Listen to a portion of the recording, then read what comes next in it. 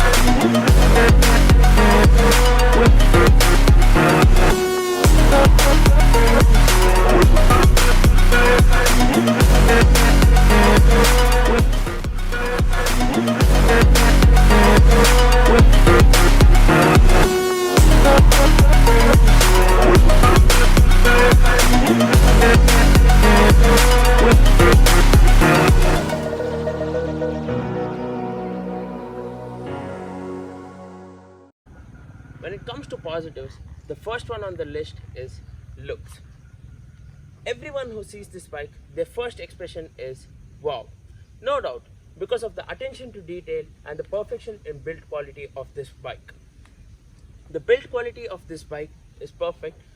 The bike is assembled on a steel double cradle chassis, and the engine of this bike is just amazing. Trust me, sometimes when I ride this bike, I just don't feel like I'm riding a Royal Enfield, because I expected the same engine like the Royal Enfield 350 Classic, the same one with the vibrations and all that. But when I test rode this bike, I was surprised, and I just thought that day I'm gonna buy this. Owning this bike for more than 1.5 years, I've never regretted it. The engine reliability of this bike is top notch.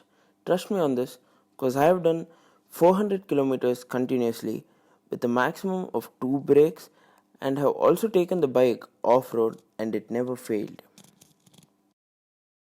My favorite, or the USP of this bike according to me, is power. The power on this bike is just amazing.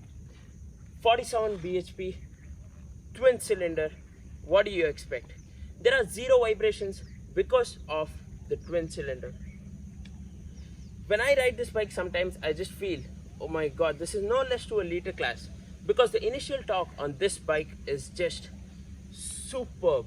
How can I end the list of positives without mentioning sound? This bike, twin cylinder, twin exhaust, what do you expect? The thump of this bike itself is top notch. The way the engine gargles and smothers, the sound is just music to the ears to a rider.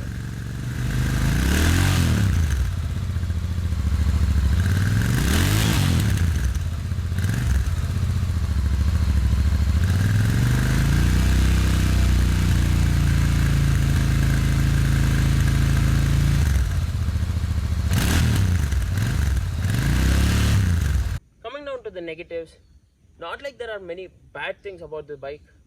These are the things which I somewhere feel that Royal Enfield could have upped their game or made it perfect.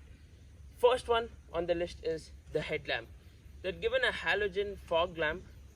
Sometimes I feel it's good because LED just gets scattered in fog or when it's raining. So it plays a good thing over there, but the lamp doesn't play its part in the night times, because Indian roads you don't get that good visibility with halogen lights. So again, I had to buy an aftermarket headlamp. So that's somewhere I feel they could have given an LED. The second point is heating. The way this machine heats is, obviously the heating is there because 650cc, 47 horsepower, what do you expect? They could have given a liquid cooling system on it, but they've given air cooling. That is somewhere I feel that Royal Enfield could have done better.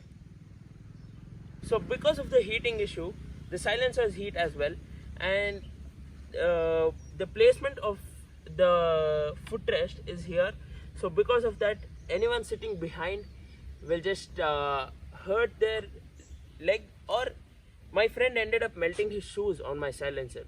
So the next one on the list, and the thing which irritates me the most, is the bike has tube tires.